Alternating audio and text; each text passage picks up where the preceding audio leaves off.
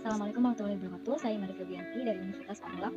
Saya akan mereview sebuah jurnal yang berjudul Pengaruh Tipe Klien Komunikasi Terhadap Pengumpulan Bukti Audit oleh Mary Ma'rifah Utami dari Universitas Bosowa Makassar. Yang pertama, saya akan membacakan rangkuman jurnal. Abstrak. Penelitian ini bertujuan untuk menguji pengaruh tipe klien dan tipe komunikasi terhadap pengumpulan bukti audit.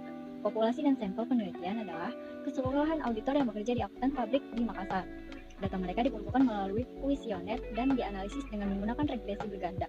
Temuan penelitian ini menunjukkan tipe klien dan tipe komunikasi berpengaruh secara negatif terhadap pengumpulan bukti audit. Kemudian ada pendahuluan.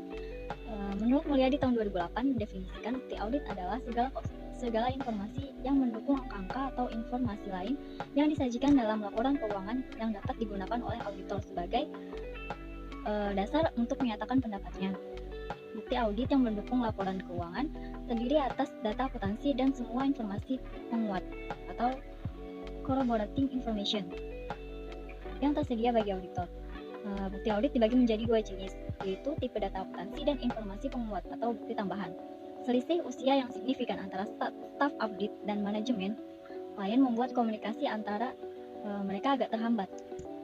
Bukti audit harus mendapatkan perhatian auditor sejak tahap perencanaan audit sampai dengan akhir proses audit, mengingat luasnya bukti audit yang harus dikumpulkan oleh auditor.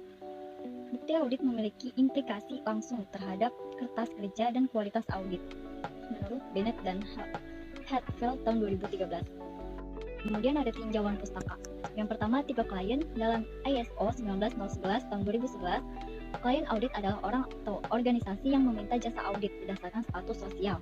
Bennett dan Hatfield tahun 2013 membagi menjadi dua tipe klien menurut sudut pandang auditor, yaitu klien yang lebih tua dan klien yang memiliki usia lebih muda. Yang kedua ada tipe komunikasi.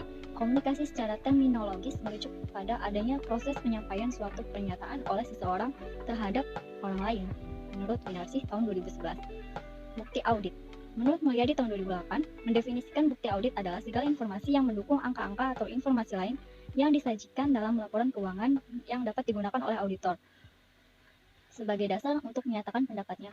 Bukti audit yang mendukung laporan keuangan terdiri dari data akuntansi dan semua informasi penguat atau corroborating information yang tersedia bagi auditor. Kemudian ada metode penelitian. Metode penelitian ini menggunakan pengumpulan data dengan cara membagikan kuesioner, adapun populasi dan sampelnya itu 9 KAP yang ada di Kota Makassar.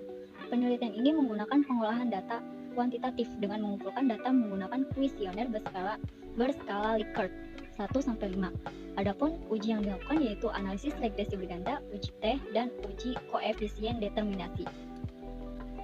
Berdasarkan hasil analisis data yang telah disampaikan, maka dapat disimpulkan bahwa yang pertama, berdasarkan uji T menunjukkan bahwa tipe klien berpengaruh negatif dan signifikan terhadap pengumpulan bukti audit.